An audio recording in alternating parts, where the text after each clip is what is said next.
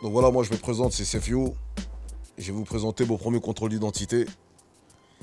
Donc voilà, c'est un contrôle qui s'est passé en 96.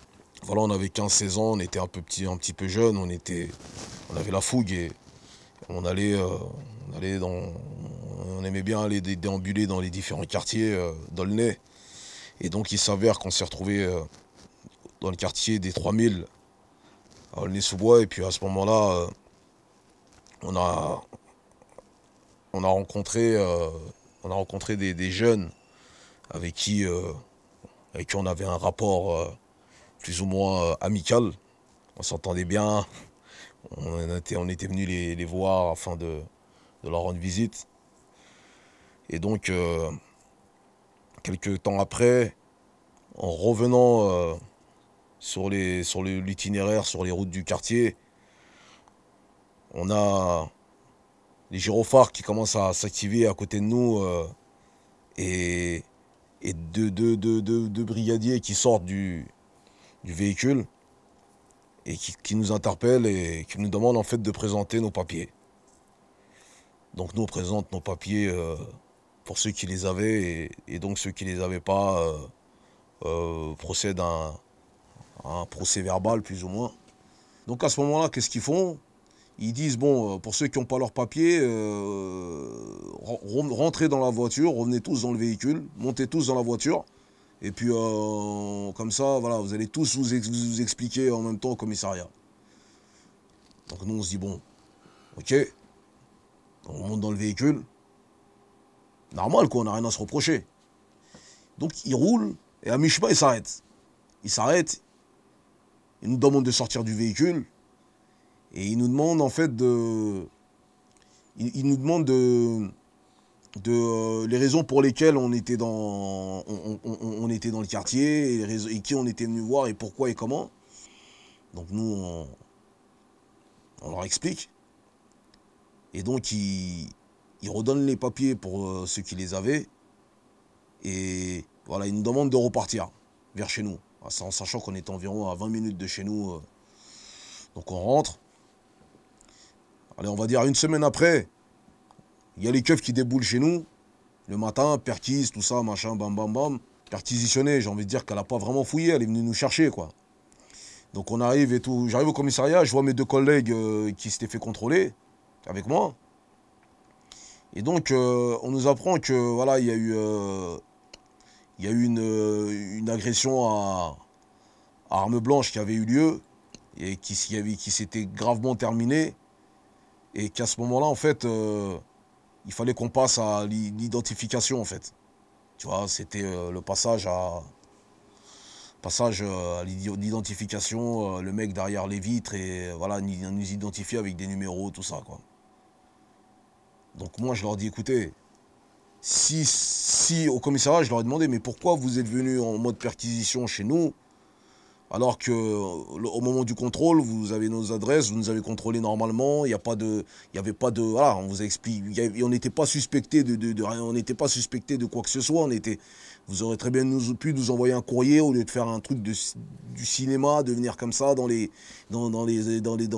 l'immeuble et faire du bruit pour rien, tu vois. Et donc on arrive, on leur explique, ils nous disent, écoutez, c'est la procédure, c'est bon. Après c'est un peu les discours qui sont un peu, voilà, qui sont de coutume. Et donc au final on se retrouve on se retrouve vraiment dans une affaire où je me dis que il suffisait juste que la personne, parce qu'il y avait que des blacks en fait, on était que des Renois. Et on sait très bien que lorsqu'on voit que des Renois comme ça alignés, on a tendance un peu, lorsqu'on sait pas trop, on a tendance parfois un peu à confondre les gens.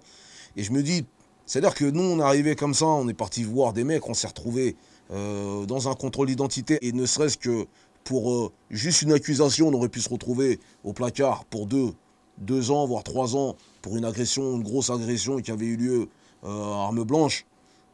Alors qu'on était simplement là, on était venu manger un sandwich, on est venu rencontrer des potos à nous et rentrer chez nous. Je me suis dit, en fait, on est comme un peu des animaux dans un zoo. Et puis eux, constamment, lorsqu'ils ont, dans leur enquête, ça marche pas trop, ça fonctionne pas trop, bah, ils viennent piocher comme ça, ils viennent piocher des numéros qui vont aligner. Et ces numéros-là, en fait, ils vont être je dirais, assujettis de suspicion et peut-être de fausses histoires qui seront mises sur leur dos et qui vont peut-être remplir la statistique qui est qu'à chaque fois qu'il y a un larcin, bah, il faut des malfrats et ces malfrats, il faut qu'ils correspondent à un type de faciès et à un type de profil et voilà. Et c'est ce profil urbain, mec de quartier, rebeu, renois, chinois, portugais parfois, et voilà, c'est un peu tout ça. Tellement ça m'arrivait, tu sais, avant de commencer cette histoire, je ne sais même pas quel type de contrôle j'allais choisir, j'allais raconter, parce que y a eu des contrôles pour moi, il y a eu des contrôles vraiment plus musclés que ça. Des fois, ils viennent comme ça, ils te remuent, ils te touchent les premiers en plus pour la plupart du temps, ils te tapent comme ça, ils te palpent, ils te tirent, et toi, lorsque tu te débats, bah, quelque part, bah, pour eux, c'est une agression, c'est des jours d'ITT, tu vois, tu vois, limite, c'est le mec, il part en congé une semaine parce que limite, tu lui as fait une égratignure dans le bras ou tu lui as fait un bleu, tu vois, tu vois, donc limite, tu sais, c'est des jours d'ITT, et même quand tu te débats, tu pousses le mec ou parce que bon, il t'a tapé ou t'a tiré, c'est un peu normal, c'est humain, tu te débats, bah, tu vas pas te laisser traîner par terre quand même, on est des êtres humains, on n'est pas des animaux, donc forcément, ils te contrôlent, bah, qu'est-ce que tu fais? Tu t'embrouilles avec eux, tosses le ton. Ils vont te mettre quoi en garde à vue, ils vont te déférer, ils vont nanana, tu vois, tu vas revenir au quartier sans lacet, sans rien, et encore, voilà, tu prends ta douche, tu ressors dehors, tu racontes un peu les péripéties, et t'es encore là, tu vois, jusqu'à temps qu'au bout d'un moment, t'en as ras le bol, bah, quand tu les vois, bah, tu te vaisseaux, et quand tu te vaisseaux, t'es suspect, forcément, parce que celui qui court, c'est un suspect. Donc, ça va au-delà du contrôle d'identité, en fait. Tu vois, c'est un contrôle de soumission, j'ai envie de te dire, tu vois. Pour quelque part te montrer que, voilà, toi, t'es rien du tout. Nous, avec toi, on fait ce qu'on veut. Le contrôle de routine n'existe pas.